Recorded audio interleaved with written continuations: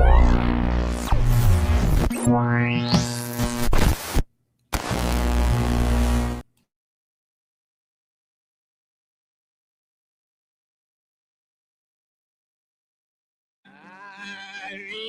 good night.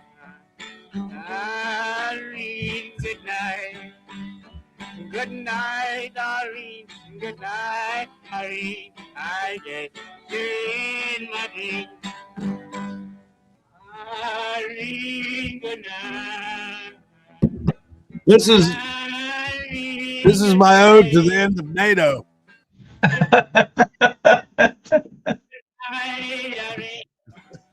Honestly, what was that yesterday and now continuing today in Davos? Oh man, I got it right here. I listened to all of it. It was the bats in his belfry are definitely flopping. Oh my God. Well, I mean, the big breaking news from this speech in Switzerland, Trump just finished half an hour ago. I've got the whole thing. I'm going to get into it. I got it all. But the big news was apparently we're also going to invade Iceland. Yes, I saw that bit. Because the first time he did it, I thought, well, he's 79. Word retention's an issue. Anyway, I maybe gave him a break once. But then 4 more times he referred to Greenland as Iceland. Yeah, Eric the Red could have told him the difference. I mean, Iceland was the one that was green, and Greenland was the one he wanted them to move to that was ice. So even he got confused. The thing is, we don't know. I mean, maybe he always meant to invade Iceland to begin with. And they go to Greenland and he says, no, that's not the one I meant.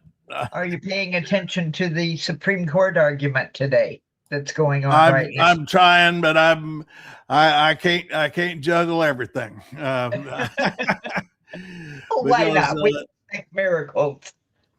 I mean, here's the part where I've noticed the cable news people anyway are saying the news that he made, but I want you to listen to how he puts it. They're saying, I mean, the headline on Axios and other coverage of this speech has been that Trump that Trump said he would not use force to take Greenland.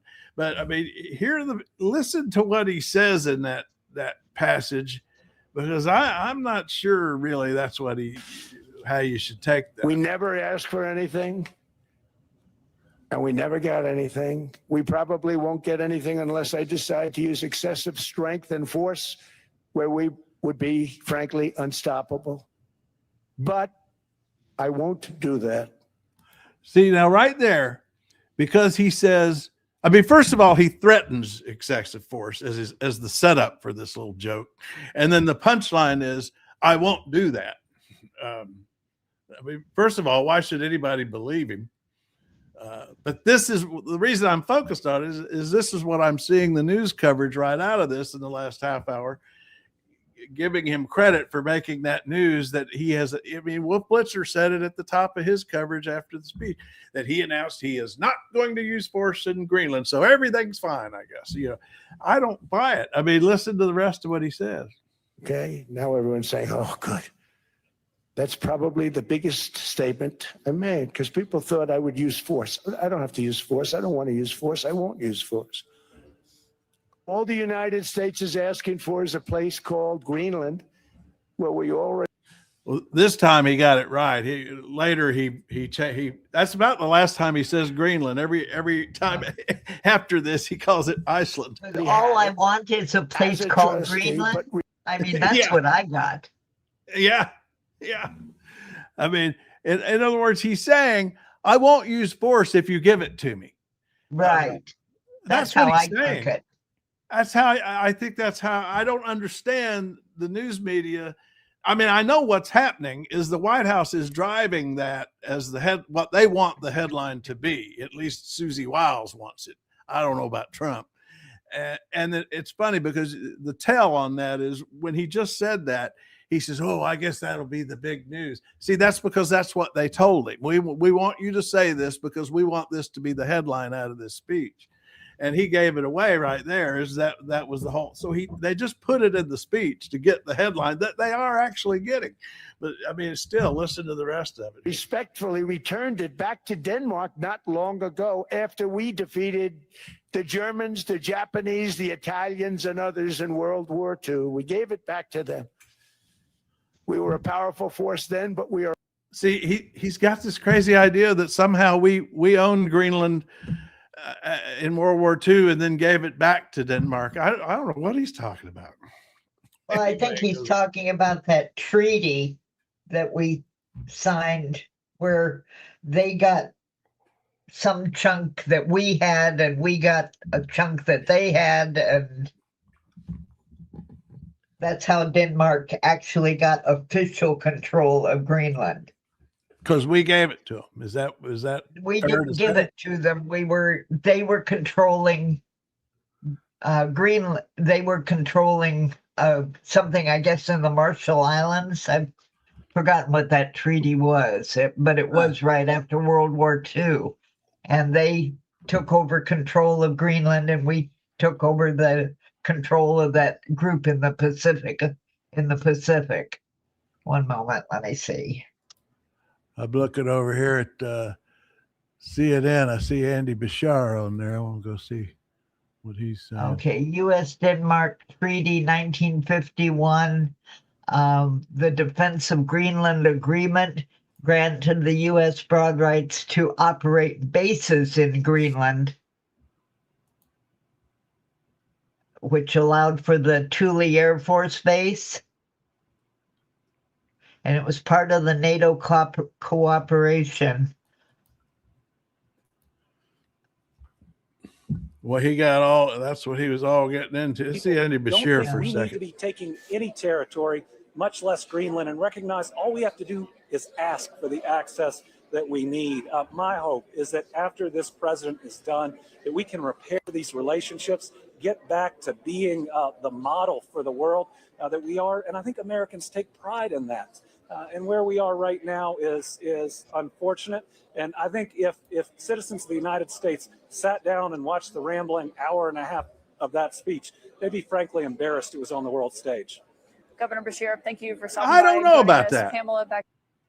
I mean, you know, I read a lot of the comments, and I actually question that. And I think European leaders are questioning whether this is an anomaly or not.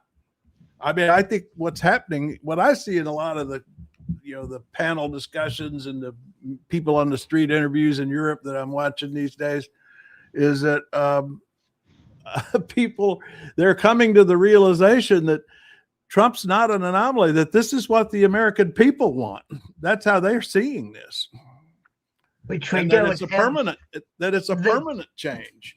The key element in the 1951 treaty is that the U.S. must consult with both Denmark and Greenland on matters related to the U.S. military presence. And it was strengthened and added to by the 2004 agreement. So he cannot have the country. He is, you know, what they kept saying is, look, you can do anything you want here. We'll let it, just ask. But no, we're not giving you the country. Let's see. Sorry. There are some Samaran. Okay, I'll get it home. Somerandum guy. Put that MAGA hat on. Oh, I've got it right here. Let's see. Some random guy. You gotta learn to separate the letters, Craig. I know. I have to get you to channel these screen names for me. Oh shoot! I thought I had that. He's asking about the MAGA hat. I've got it right here. Give me 1 second. There's some random guy. Random guy. I mean, it's right there in the title. Here we go. Almost got it. Come on. Get down there, little hat. There it is. All right. Oh, it's so hard to work with this screen. All right. That I still can't get it. I can't get to the button to put it on the stage. There it is. There's your MAGA hat, some random guy right there. That's what they're wearing in Europe right now. Is that what you want? Maybe that is what you want. That's what they're selling on the streets of Davos. They're going like hotcakes right now in Switzerland. And what he needs to realize is just how Ain't big asking, we taking. an Yeah, that's economic right. unit. He has to realize just how much of an economic unit the EU is. Right. He's saying they're Yeah, living off our tax dollars. No, they are not. Right. All right, just get used to it. Summer, you know what we got to get used to? We got to get used to losing $1 trillion in trade. Our biggest trading partner on the planet is the European Union. So we're going to get used to losing that. Okay, fine. You don't think we need Europe, my friend? Let's wait and see. China's already doing deals. I mean, Canada's already doing agricultural deals with China to reduce their tariffs so that China could buy their agriculture instead of ours. Yeah, American farmers are going to have to get used to that. That'll be fun. The European leaders are weak and they have no leverage. America does. Oh, okay. All right. Isn't that great? Might makes right. Is that the deal? Let's see. And what do we got here? Some random guy is on a roll. He's making America strong again. Europeans been riding off our tax dollars for years. It's time. I don't know what you're talking about. What tax dollars are they riding off? I mean, explain that. Where do you get this stuff? Don't listen to this woman speaking. She has no power. We have to take it straight like that. Well, okay. I don't know. He's done.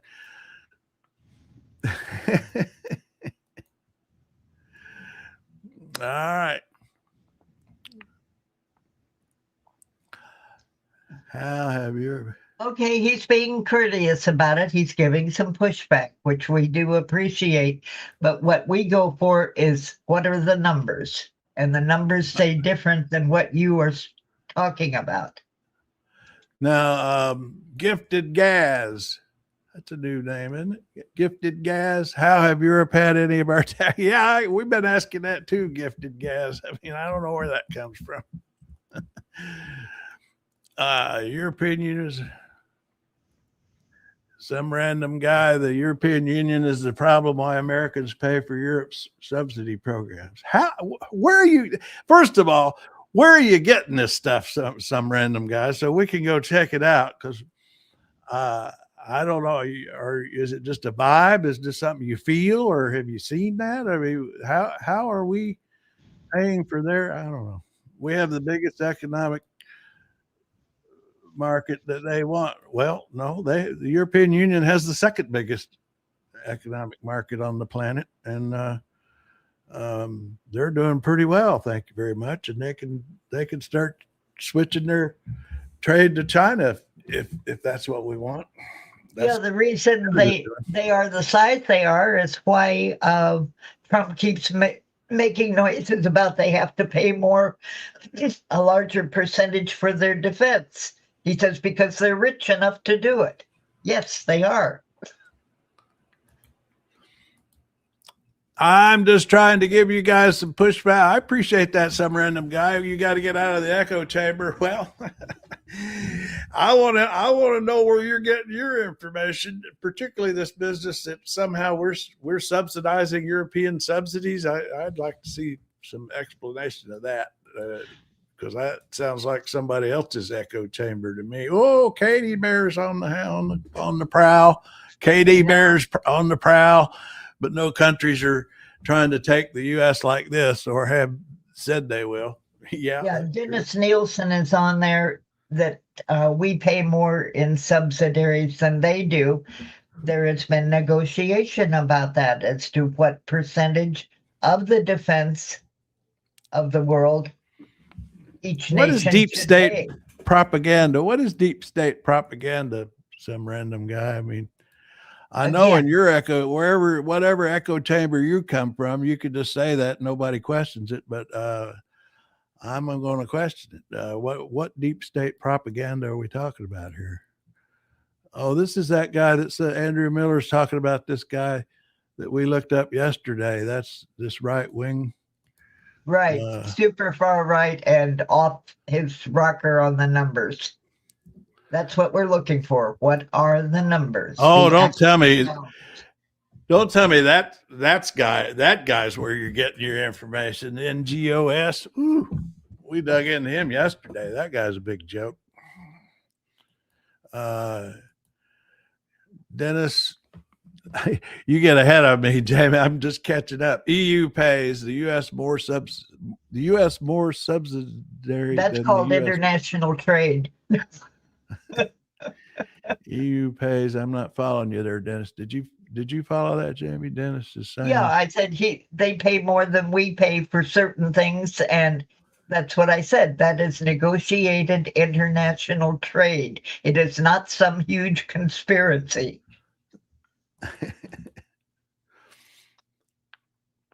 The NGOs. Oh, I'm sorry, some random guy. You're talking about NGO. That's the non-government agencies or something they call them. Oh, okay, all right. I thought you were talking about that, right? And we have now defunded all of the ones that we had, which actually forces people to come here. The NGOs are keeping them where they are. Oh, Dennis Nielsen, DK. Oh, are you in Denmark, Dennis? We view the U.S. as a third world country. Well, we had our former governor of Minnesota, Jesse Ventura, say that the other day. I had it on a clip here somewhere. He said, we're a third world country. You know why? How I can tell you we're a third world country? Because third world countries send in their military as police in their local communities. He was referring to the invasion of ICE in Minnesota, saying that's how you know it's a third world country when they use the military. Oh, now I am totally brainwashed. Okay. Sagitar Slaith. Anyway, I've been meaning to say, folks, I do like that you tell us where you're from. I like to know that. So we got somebody from Germany here, Sagitar Slaith. I'm from Germany, and I think Trump acts exactly like Putin. Yeah, he's provoking a war over mining resources. I'd go further than that. You know what? I'm going to try out this theory, Jamie. I actually think Greenland might have been Putin's idea.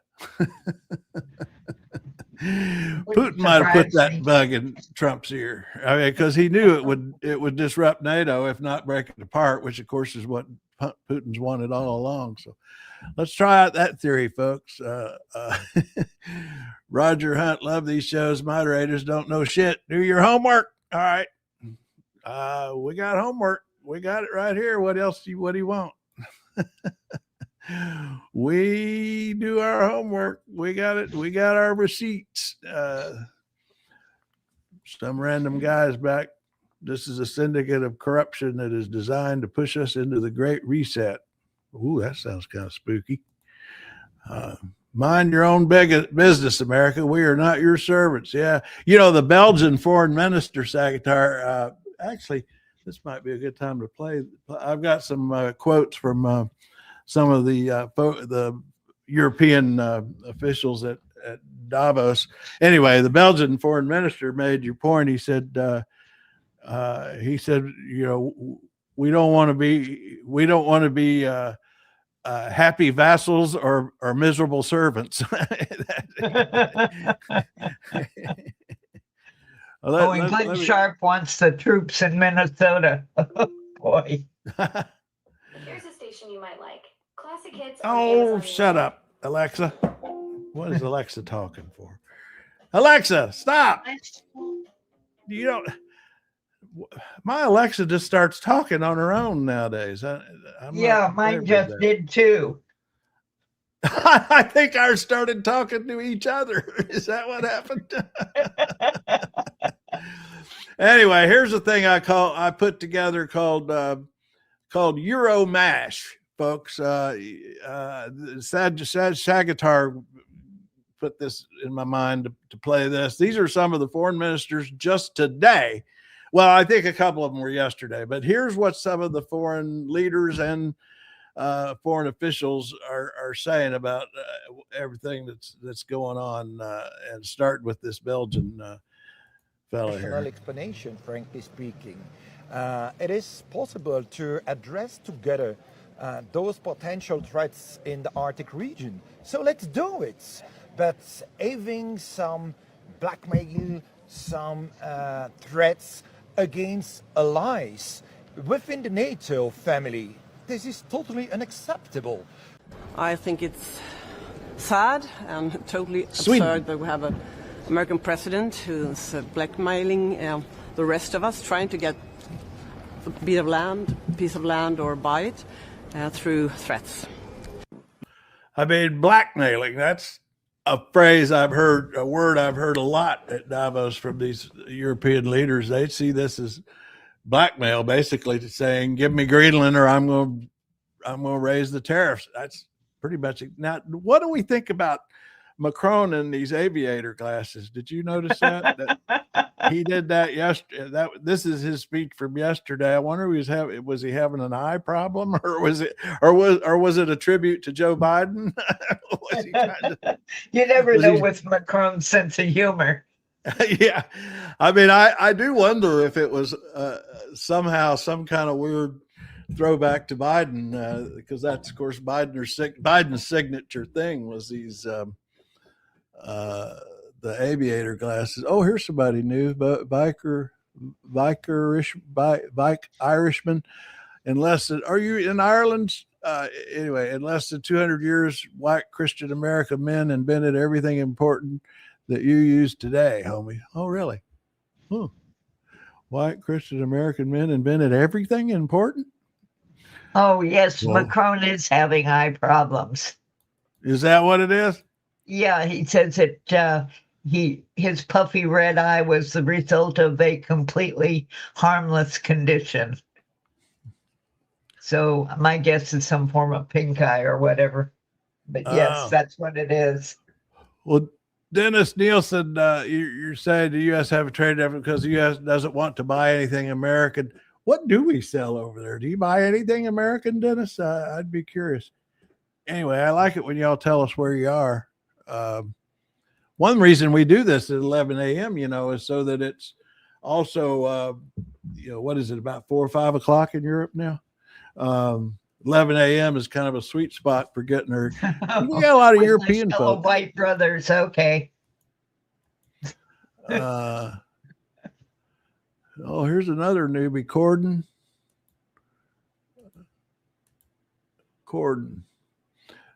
Look at how the Democrats are aiming to remove mandatory sentencing.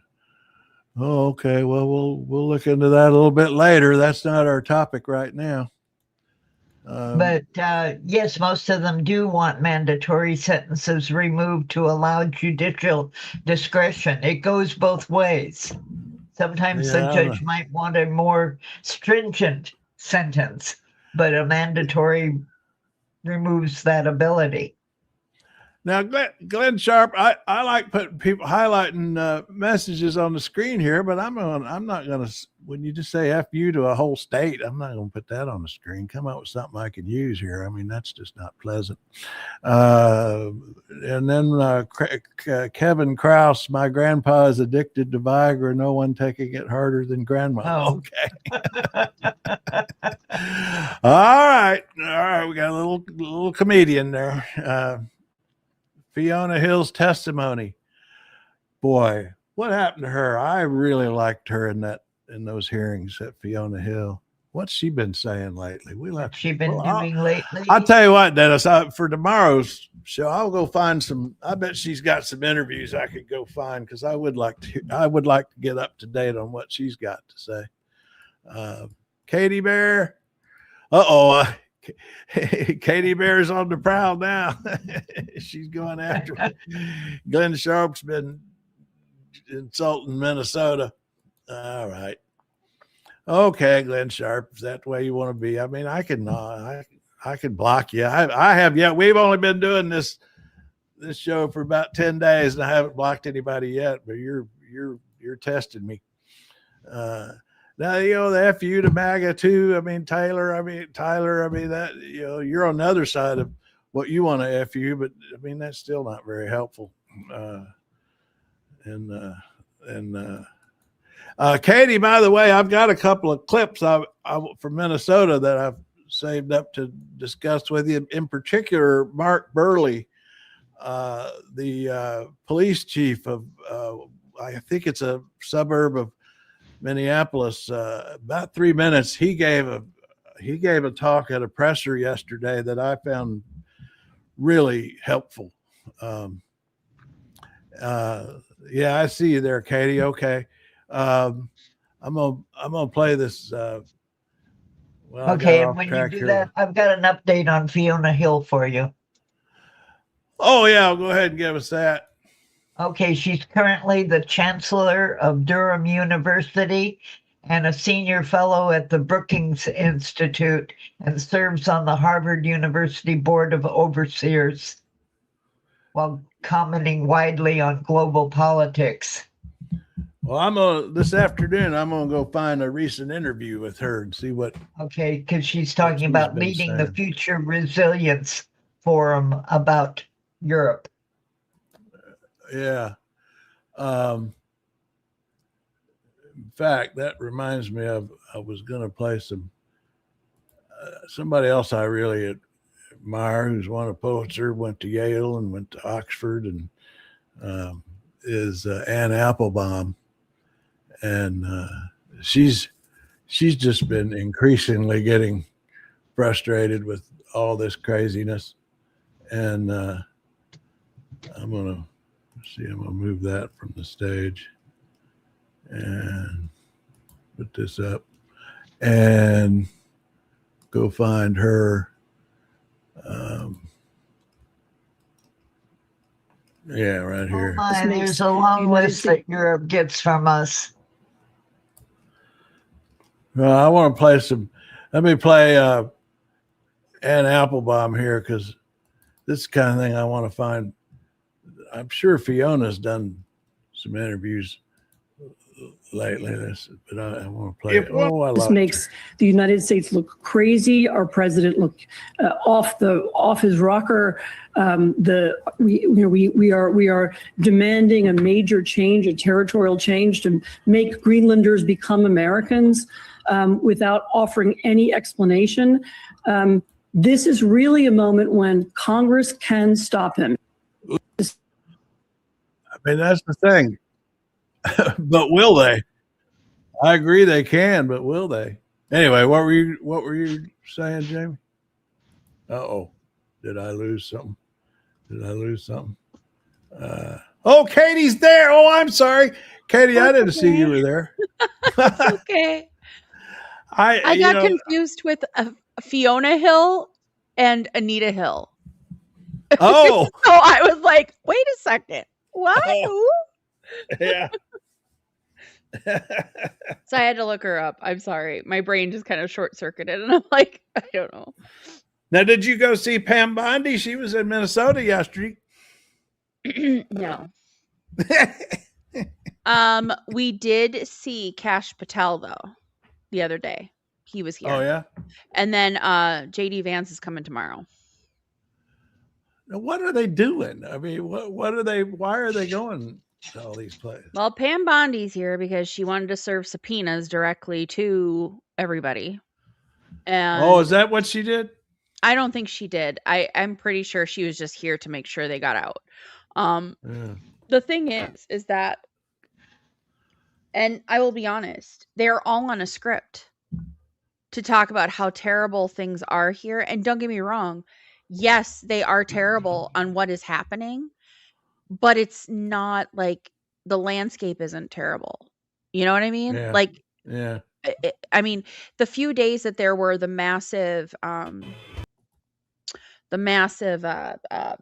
protests and stuff, the ICE protests going through neighborhoods, there was a lot of trash left because there were so many flashbangs that went off. And one guy actually has the canisters. He went around and was cleaning up, and he has the canisters, and he turned them into the police. He also found several magazines that had been dropped and left all over the place, like gun magazines that he picked up and took to the cops too. Left by who? ICE? ICE. Is that right? Yep. He said all of them were like around where the cars were, where they had their vehicles sitting. Well, you know, I saw this. I saw this. I was wondering if you knew anything about it. I mean, I thought there's so many of these. I wander through TikTok and YouTube and see all these different things. And this one was really stunning. I mean, pulling this guy out in his shirtless in the cold weather. Look at this. Yep. He's a Hmong man. And then all the neighbors yelling at him. And look at that. Like dragging this. Yes. This is America. I just cannot believe. And the weather, this it was is negative. happening. It was negative temperatures when they took him. Look at that. Yeah, people are walking out in their like pajamas and stuff because this was happening right away in the morning. Yeah, and that was on Reuters. Yes, it was either yesterday or the day before. They detained a mother and left her baby in the car in freezing temperatures. They have no plan with like CPS or anything like that. And wasn't there a child found wandering in the streets calling for daddy? Yes. And yesterday, and I'm sorry, I'm getting emotional. Uh-huh.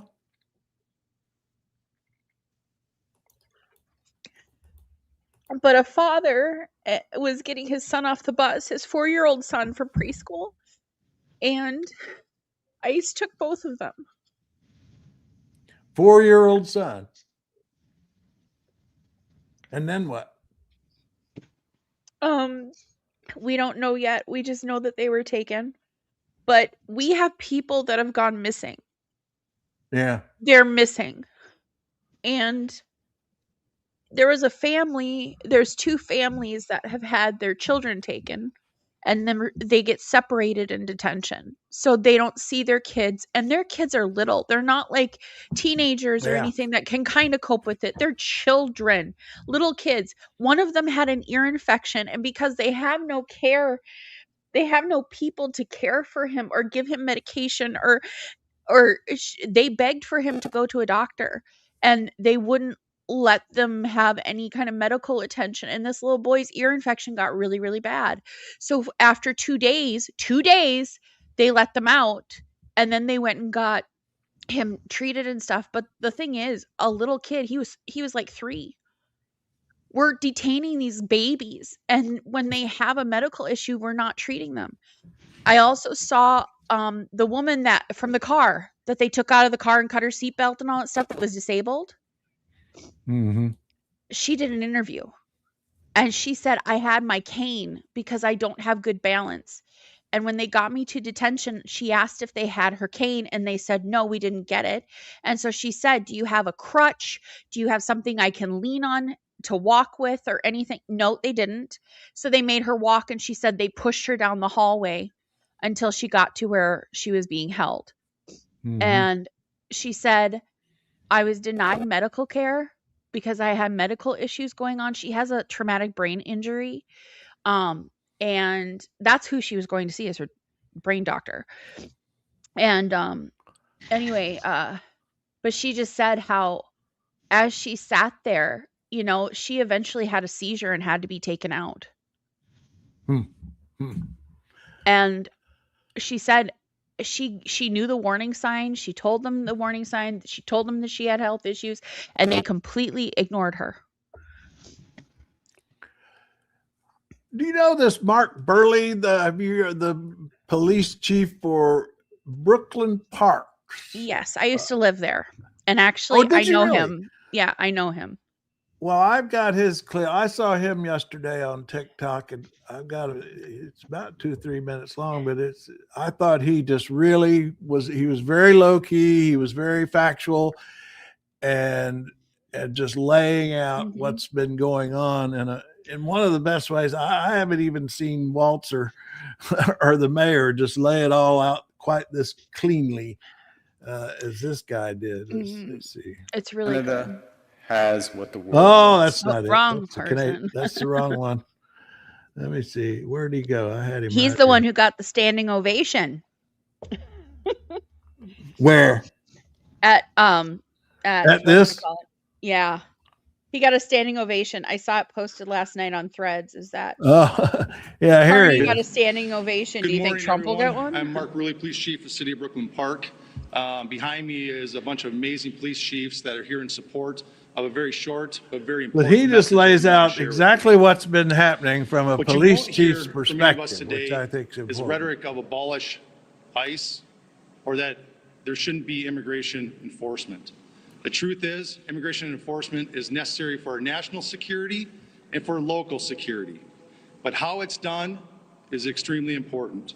In fact, we have a long history of working exceptionally well with our federal partners, including ICE agents, and we have seen the best of them perform their job extremely well in the past. With that said, recently, as the last 2 weeks, we, as law enforcement community, have been receiving endless complaints about civil rights violations in our streets from U.S. citizens. What we're hearing is they're being stopped in traffic stops or on the street with no cause and being forced to demand paperwork to determine if they are here legally. As this went on over the past 2 weeks, we started hearing from our police officers the same complaints as they fell victim to this while off duty. Every one of these individuals is a person of color who has had this happen to them. In Brooklyn Park, one particular officer that shared her story with me was stopped as she passed ICE going down the roadway. When they boxed her in, they demanded her paperwork, of which she's a U.S. citizen and clearly would not have any paperwork. When she became concerned about the rhetoric and the way she was being treated, she pulled out her phone. In an attempt to record the incident, the phone was knocked out of her hands, prevented her from recording it. The officer had their guns drawn during this interaction. And after the officer became so concerned, they were forced to identify themselves as a Brooklyn Park police officer in hopes of slowing the incident and de-escalating the incident down. The agents then immediately left after hearing this, making no other comments, no other apologies, just got in their vehicles and left. I wish I could tell you that this was an isolated incident. In fact, many of the chiefs standing behind me have similar incidents with their off-duty officers. This isn't just important because it happened to off-duty police officers, but what it did do is we know that our officers know what the Constitution is, they know what right and wrong is, and they know when people are being targeted, and that's what they were. If it is happening to our officers, it pains me to think of how many of our community members are falling victim to this every day. It has to stop. I mean, I just laid it out in a very factual way without a lot of them, I wonder if random pipe layer knows how ridiculous they sound overhearing comments. They What want now? citizens deported. Where do you deport a citizen to? Yeah. Oh, you just, yeah, I mean, random pipe layer. I mean, you're just a bomb thrower. I mean, what is that fun? You enjoy that? And the people that were talking about me getting upset and stuff, the reason I'm getting upset is because it's kids. It's little children who can't process this information and what is happening. And it's very scary because, that's, and I will be honest, like, we try and we don't want to shelter our son from all this stuff, but at the same time, we have to figure out a way to explain it to him that makes sense to him. And you have to do that with kids. And many of these children don't understand what's happening. They just don't. Yeah, I bet. And when teachers are calling out because they don't feel comfortable being at school, or kids aren't showing up for school because their parents are too afraid they're going to get taken from school. Kids have been taken from bus stops and parents not notified. It's terrible. And my thing is for the kids, because like I said, they can't process this. An older child, like maybe like 14, 15, 16, yes, they can process this and they can understand stuff. But mentally and emotionally, children cannot process it. And it's very traumatizing. And no, I'm ruled by humanity, is what I'm ruled by. I believe that everybody has a right to be where they want to be. And I'm sorry if that doesn't align with you, but that is my opinion and that's my morals. And if you have a problem with it, then you don't need to listen. Sorry, not sorry. Yeah, decency, empathy, and humanity are pretty good things. Mm-hmm. You know, one of the crazy phrases I hear a lot in the right-wing podcasters, I mean, actually, I remember Charlie Kirk used to use this phrase, is empathetic suicide. Yep. You know, that one has always stuck me. They come up with these phrases that are, you know, it's like they have a factory somewhere. Oh, now we're into whataboutism. Okay.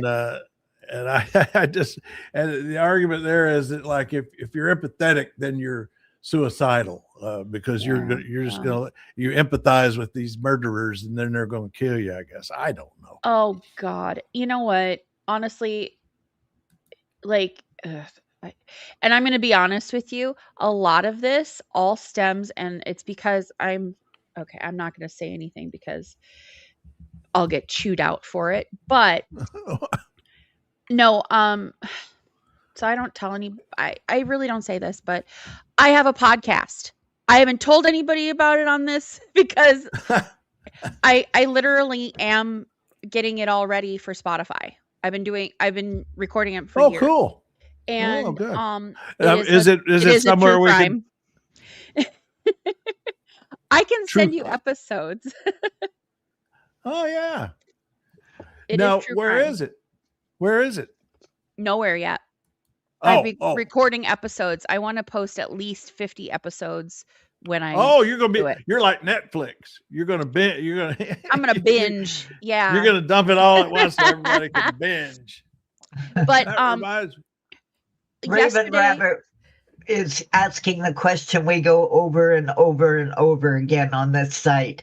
Is yes, we are in favor of legal immigration. Yes, legal immigration. We want to do everything we can to make it possible for people to stay home. They really don't want to come here. They would rather stay home. So you better make home a place where they want to be. And that's part of the reason why, like, when everything was going down in Somalia in the late 90s, it made sense for them to come here because we had a good we still have a really good community that's very supportive. And I mean, we have a huge population of Hmong in our area, also Russians. For some reason, we get all the Russians. Oh, really? Yeah. Well, I can say it because I'm part Russian, but but literally, I mean, you can walk around and you hear Russian being spoken everywhere. And we're just a very welcoming place. Same thing with Maine. Maine is a very welcoming place too, and that's why Somalis are in Maine as well. And why am I popping up on your site? I'm putting this up because I noticed, because you'd written about how to read a child, and Katie was talking about, she's got a podcast and talking about the impact on children, and I just Jamie's got this blog, and what was this about with how to read a child? Read the first paragraph and you'll understand it. Somewhere between the day I was born and the Christmas before I turned 3, I picked up a new book just given to me and read a poem out loud for the first time. Well, to tell the truth, the little obnoxious brat I was, sometimes known to be at the time, grabbed the book from my mother and said, "I'll read it to you this time." I can even remember the first poem. I was once an apple pie, pitty, witty, titty, itty, nice and city apple pie. Nice and sidey apple pie. But it was how to teach a child to love to look at the little black squiggles on the page so that they make pictures in their heads. So that they learn how to read? Yeah. Speaking of which, Here's one for some of our trolls. Oh, I was gonna post this on Trail Mix today, and I forgot about it. 1 second. I gotta find it on my phone. It was actually something I had posted on Facebook 5 years ago, and I reposted it today. Now I gotta find it. You know, Dennis made a point. Oh. Where was it? I'm Oh, not here we mad. go. I'm not laughing at missing children, so you are wrong about that. Dennis, I'm old enough to have parents that experienced the rise of fascism in Germany and the German occupation. I only remember being taught how fascism can get a hold on people and how it works.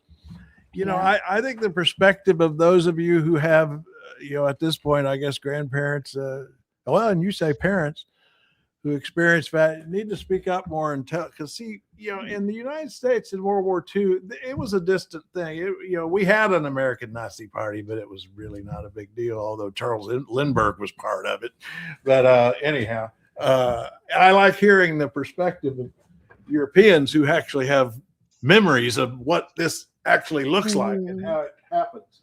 I got to do my step and fetch it job. My husband just printed out something because he's working for money. I'm just playing, and I have to deliver his printouts because I have the printer. So y'all right.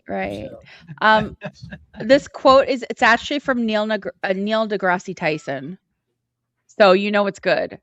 It was posted on Twitter in 2021, and it says evidence you might be in a cult. Your group has one leader, usually male. You revere this leader and do what he tells you. Your group has answers while nobody else does. And you actively deny your group is a cult. What does that tell you? So, Regina, we cannot talk about everything all at the same time every day. We do cover it, yes. Here you go, Dennis. Here's a little gift for some of those who don't see what's actually happening. I massed these two together, who separated at birth, if I ever saw one. Are these the neighbors that you want in your city? No. These are the criminal migrants that Kamala Harris brought into your community. And as swiftly as they came, Donald Trump will send them back. Und das Andenken dieser 7. It's kind of spooky. They look so much alike. I know. How many children?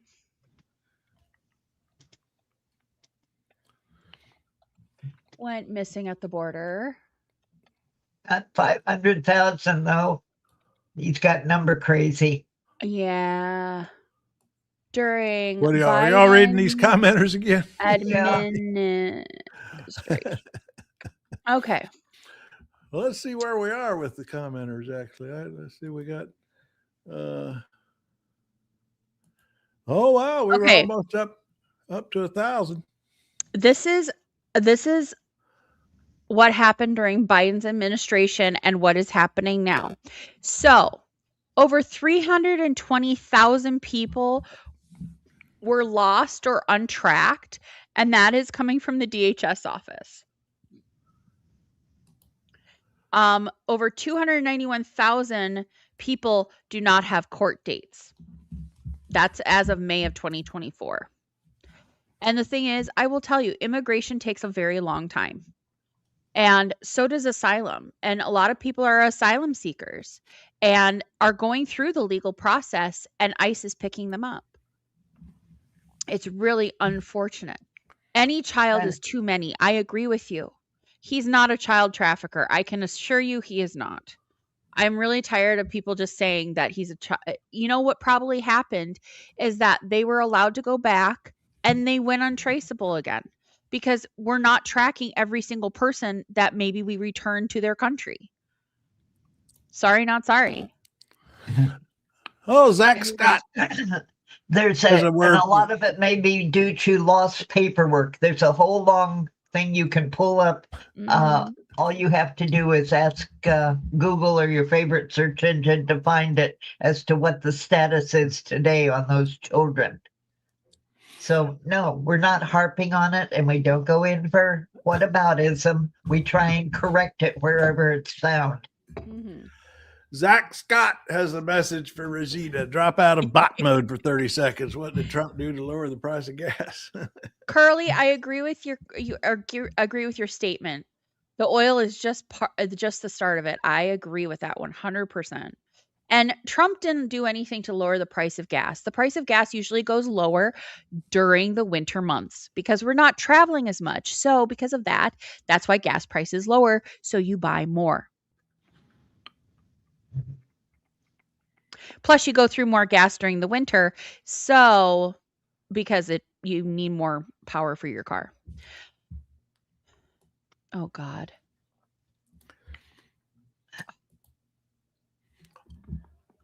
Well, let's see. I was going to get back to. I wanted to finish the mashup of Europeans getting back to European leaders over at Davos, and I've become a big fan of Mark Carney.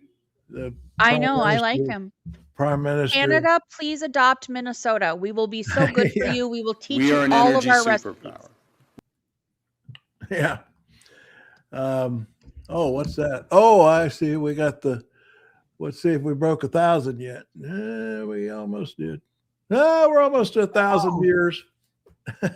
900. We got invaded today.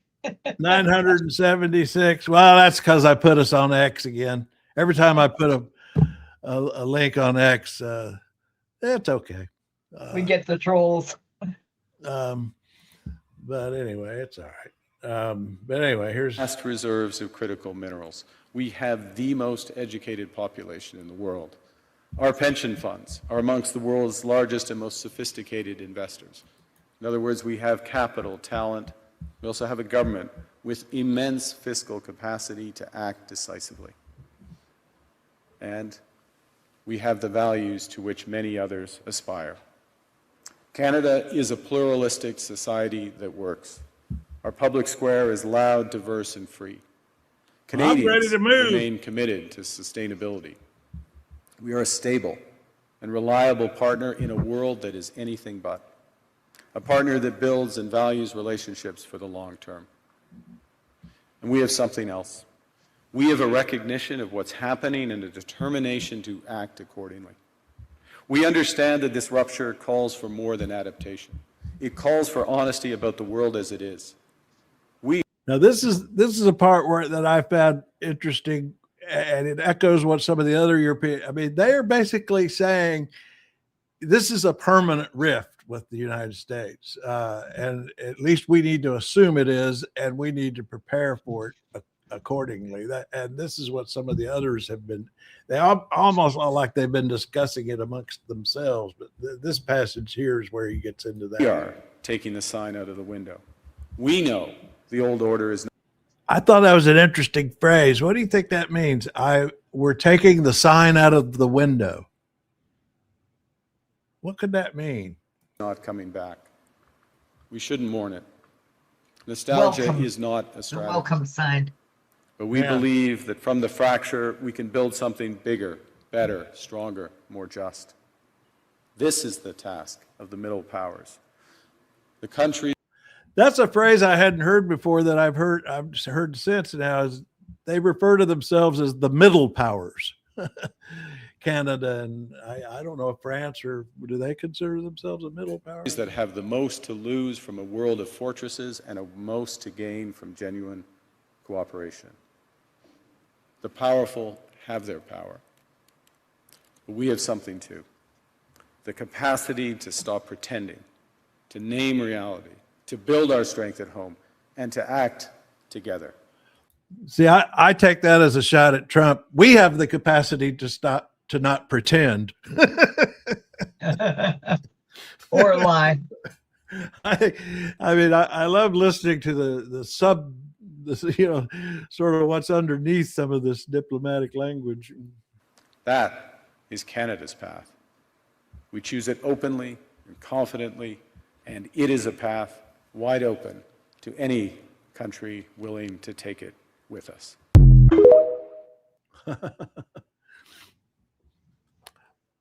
That's a theme that was coming.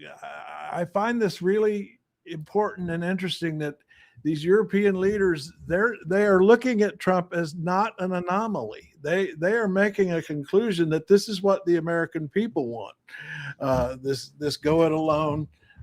Europe's on its own. Canada's an enemy. I mean, they're just making. I think because we elected Trump twice, why wouldn't they make that conclusion?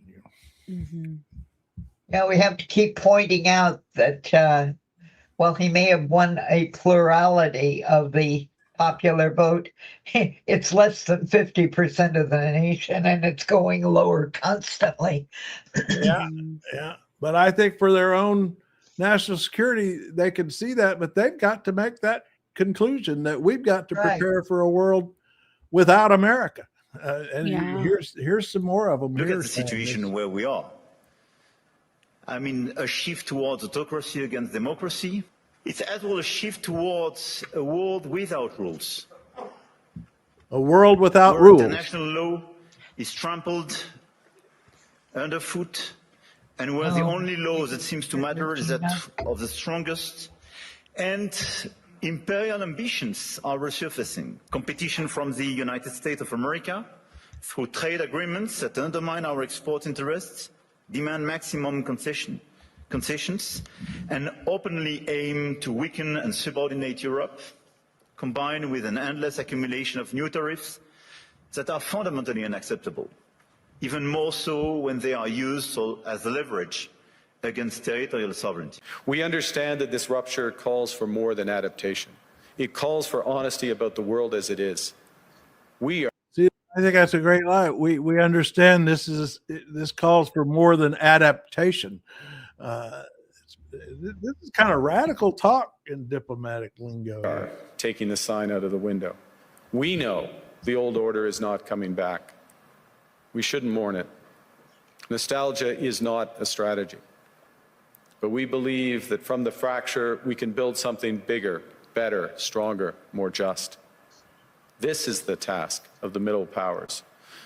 The countries that have the most to lose from a world of fortresses and the most to gain from genuine cooperation.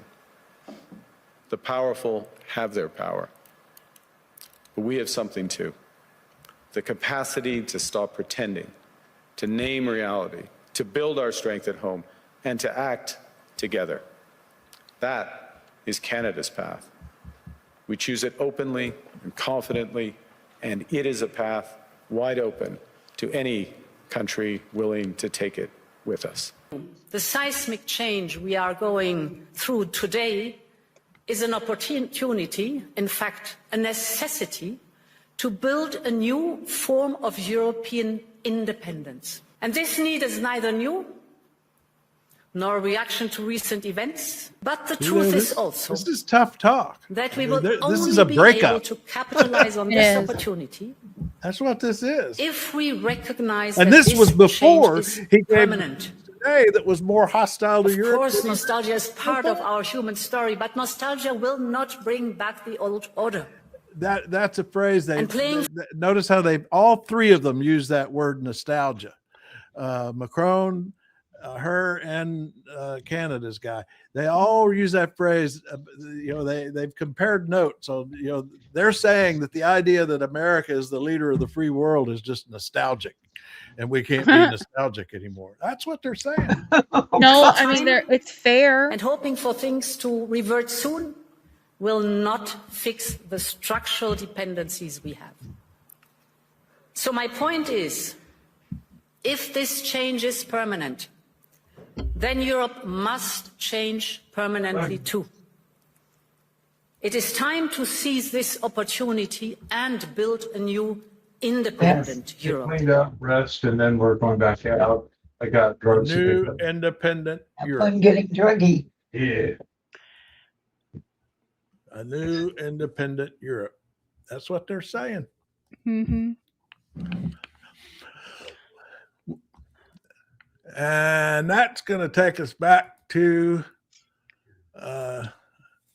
what I'm going to go back to Lead Belly when we're done, when we're finished. Singing Good Night, Irene. Nice. That's our message to NATO and Europe. Good night, Irene. Yeah, those people do not realize just how bad off we would be without trade with Europe. Right. Yeah, if Canada isn't talking to us and Mexico isn't talking to us and Europe isn't talking to us, who does that leave? It's not good. It's just ignorant. And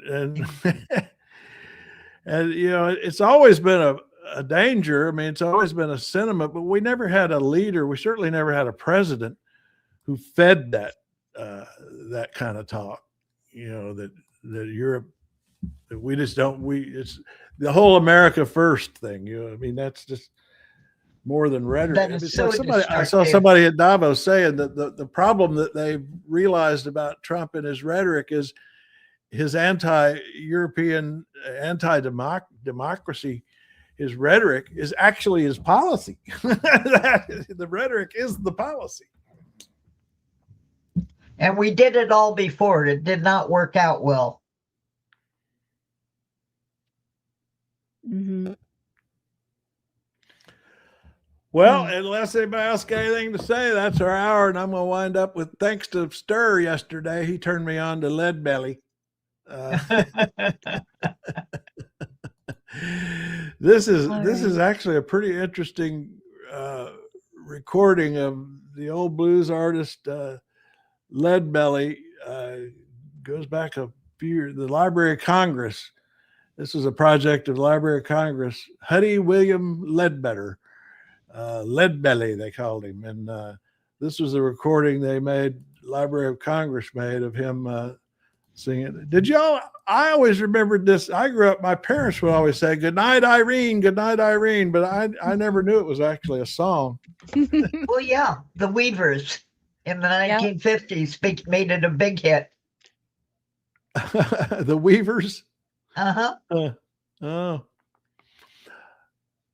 Okay, there, Katie, keep us posted. We'll keep watching. I won't be around tomorrow, but Friday for sure.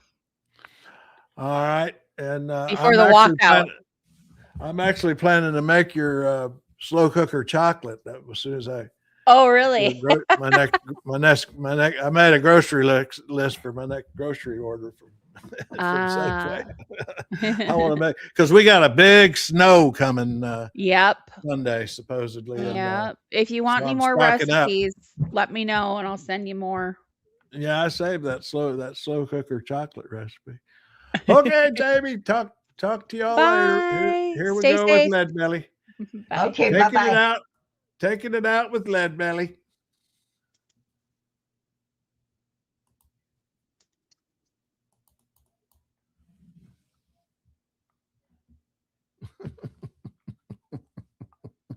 That was the end of the song. I see. I got to go back and get him again. All right. I'll put the Weavers version up on the site. Oh, okay. All right, here he is now.